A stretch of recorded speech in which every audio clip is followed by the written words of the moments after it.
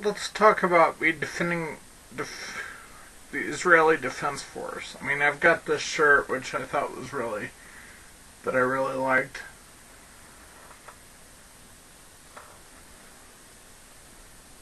But let's talk about who Israel is too. Uh, Israel is not just the state of Israel, although that is an important part of it.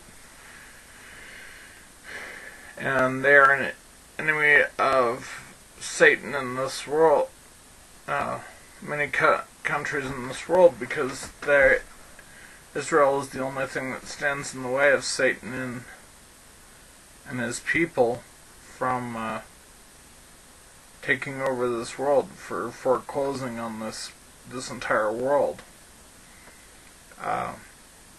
And it's not just about the state of Israel, but we as grafted in believers defend Israel as we live this book.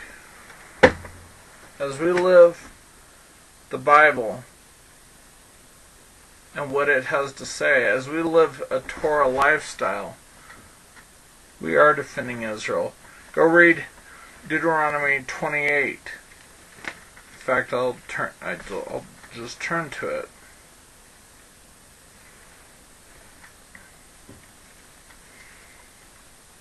And we talk about consequences of disobedience. It goes on from verse 15 to basically the end of the chapter about consequences for disobedience, for turning away from Elohim. And one of the things as far as defending Israel, both the state of Israel and our status as believers, is that when it talks about the enemies, let's start in verse 15. It says, "But it shall come about, if you do not obey the Lord your God, to observe all his commandments and his statutes,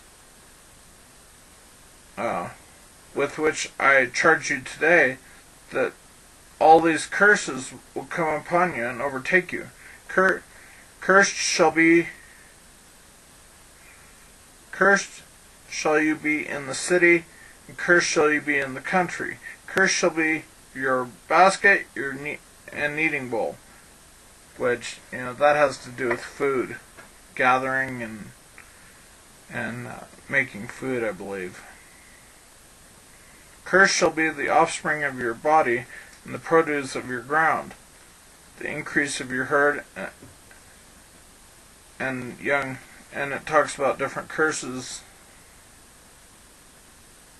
Then we go down to 24. It says, "The Lord will make the rain of your land powder and dust. From heaven it shall come down on you until you are destroyed. The Lord shall cause you to be defeated before your enemies. You will go out one way against them, but you will flee 7 ways before them, and you will be an example of terror to the kingdoms of the earth. Your carcasses will be food to all birds of the sky and the beasts of the earth, and there will be no one to frighten them away." That is the cost of not obeying Torah, not obeying His Word. And if you read the beginning of Deuteronomy 28, it talks about the blessings. It talks about blessed will be your bowls, and blessed will be all these things, and it's basically complete opposite. And you shall lend to nations, but you shall not borrow. That's in verse 12.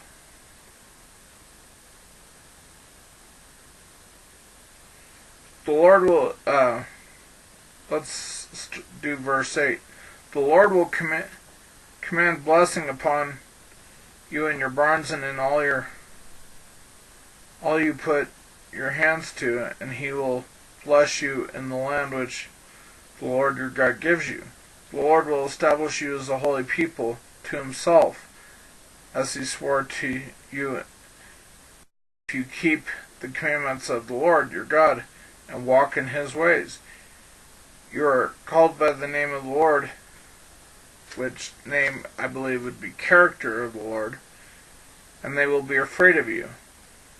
And the Lord will make you abound in prosperity, in offspring, and it talks about the produce of the land. But there is a part where your enemies will come from one direction and flee seven ways. And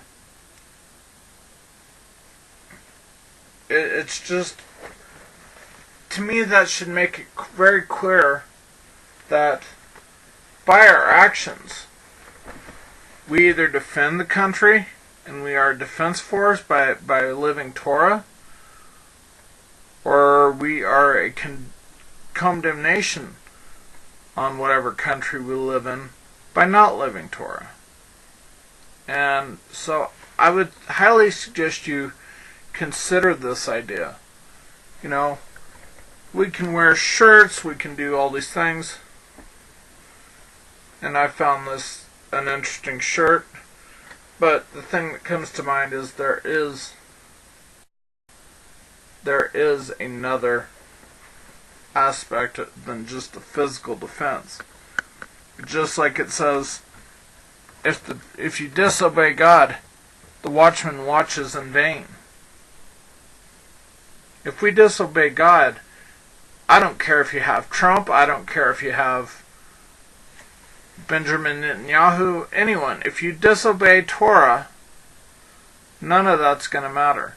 And Trump is not going to save the nation. Even Netanyahu isn't going to save Israel. It'll be helpful, but the real way to save